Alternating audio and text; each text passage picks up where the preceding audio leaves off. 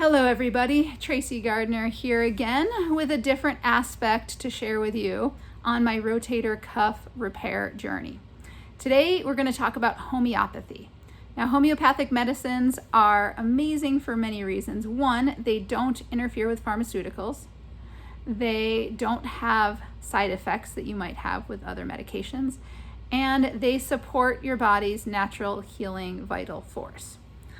So I hope that this gives you some inspiration to look into homeopathy if you haven't already, and also just gives you a course of action you might want to take, or some ideas, some remedies you might want to incorporate in your healing journey.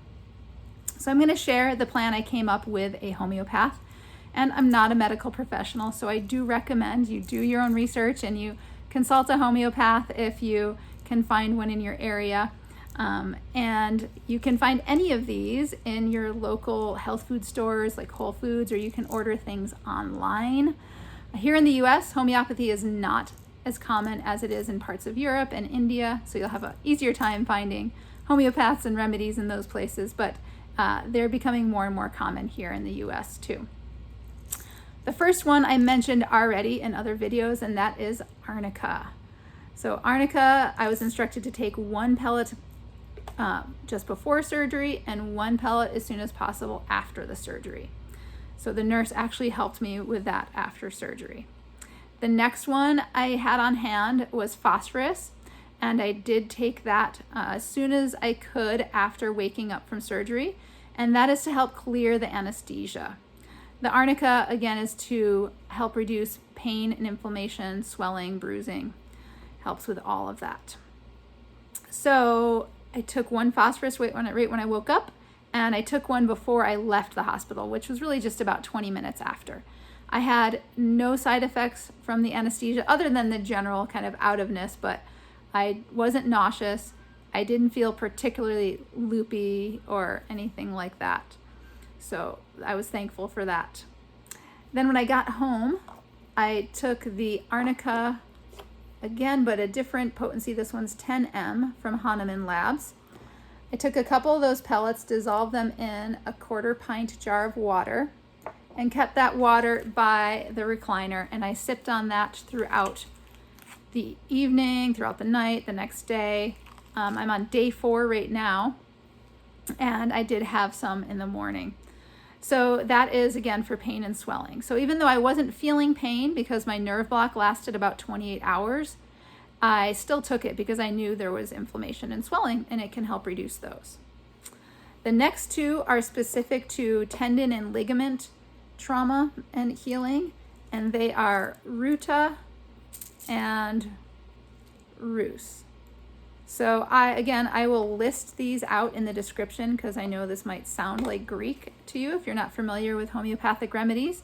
So I will list them there, but these are all common ones you can find easily in health food stores, or again, you can order online.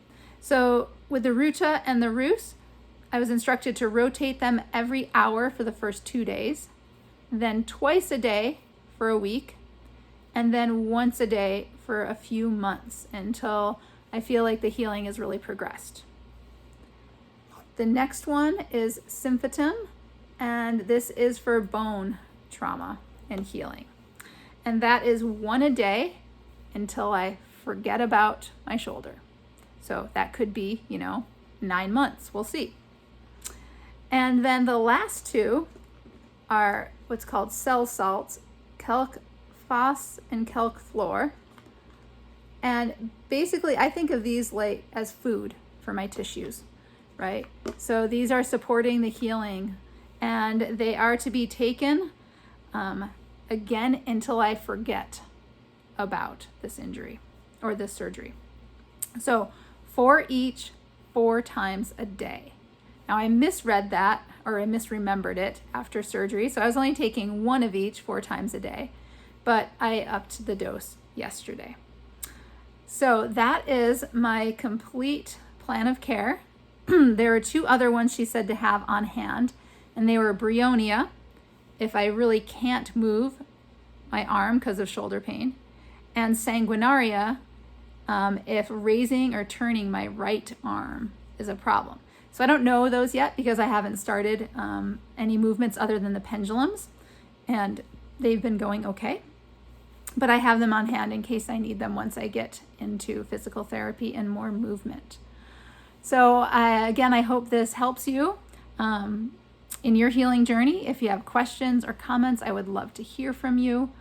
Also, please subscribe if you want to catch my other videos. I'm going to be talking about what sleep has been like, my icing routine, some things I wish I'd known beforehand, especially thinking about my kids and my family, some stuff about the sling. So if you'd like to hear more, subscribe so you don't miss them.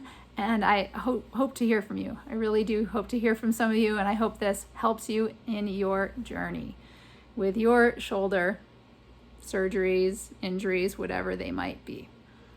Thanks so much. Take care.